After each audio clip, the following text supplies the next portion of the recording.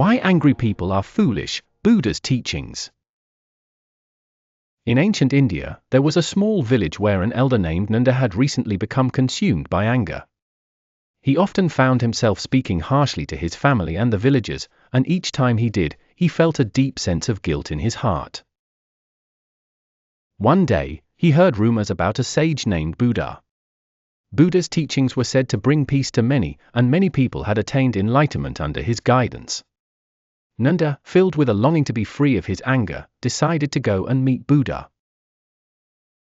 Upon reaching Buddha's place, Nanda bowed deeply and began to speak of his troubles. I am consumed by anger almost every day, causing suffering to myself and to those around me. Could you please help me find relief from this pain? Buddha listened to Nanda's story quietly, then, with a calm expression, responded, Nanda, anger is born from a lack of understanding known as ignorance.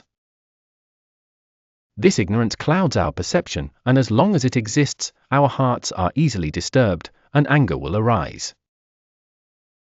Nanda pondered deeply. If ignorance causes anger, does that mean I lack true understanding? Buddha nodded gently. Yes, Nanda. The first step to overcoming anger is to realize that everything is in constant change, and there is no fixed self.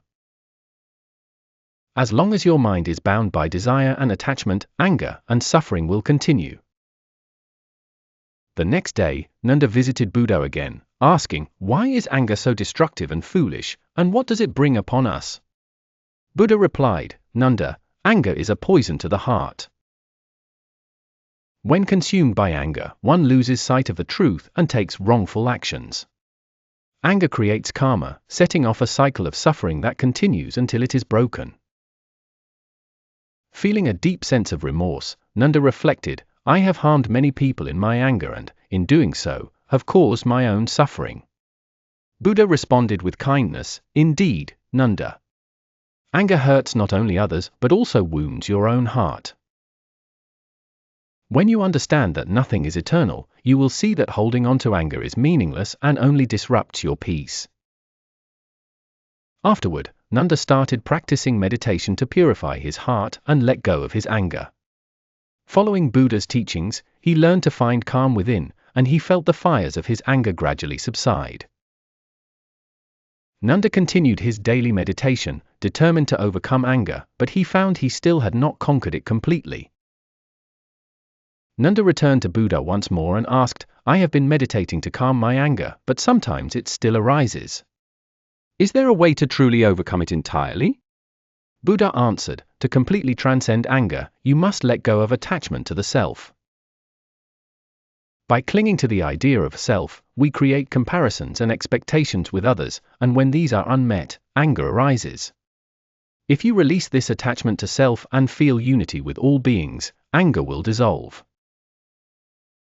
Taking Buddha's words to heart, Nanda began to reflect on his mind daily, striving to understand the teaching of impermanence. Gradually, he felt anger subside and peace take its place. He started to feel unity with others and harmony within himself. As Nanda experienced this newfound peace, the villagers began to notice the change within him. Once, he would have felt anger over their minor actions, but now, he interacted with them in a calm and loving manner. The villagers sensed his tranquility and began to feel the peace radiating from him. Nanda started sharing Buddha's teachings with the villagers, explaining the folly of anger and how to overcome it. Anger is a foolish act that harms our hearts. However, it is possible to overcome anger. By purifying our hearts and removing ignorance, we can find inner peace. Inspired by Nanda's teachings, the villagers began to reflect on their minds and started making efforts to free themselves from anger. Nanda himself continued to lead a new life, completely different from his anger-filled past. Peace resided in his heart, and this tranquility shone through his words and actions. One day, Nanda returned to Buddha, seeking to resolve one final question. Buddha, I have found peace, free from anger, but I wish to understand the true nature of liberation.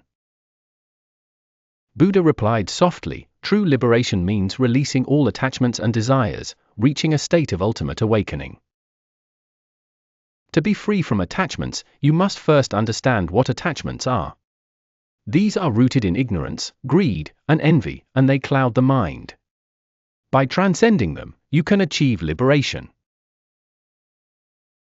With Buddha's teaching deep in his heart, Nanda renewed his dedication to practicing.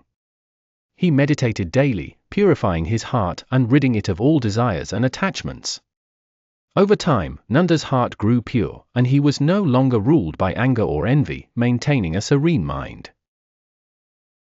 This peace spread throughout the village, and the villagers were inspired to seek peace within their own hearts. Through Buddha's teachings, Nanda had overcome his anger and attained tranquility. By sharing this peace with others, he helped the village become a harmonious community. Through this story, we learn how anger clouds the heart and traps us in ignorance. By following Buddha's teachings, we can release anger, nurture a peaceful heart, and find harmony. Practicing meditation and compassion can cleanse the mind, helping us to live peacefully. To everyone watching, may this story inspire you to release anger and find peace within. By practicing Buddha's teachings, you too can lead a life filled with tranquility. Thank you for watching until the end. If this story resonated with you, please like and subscribe. See you in the next video.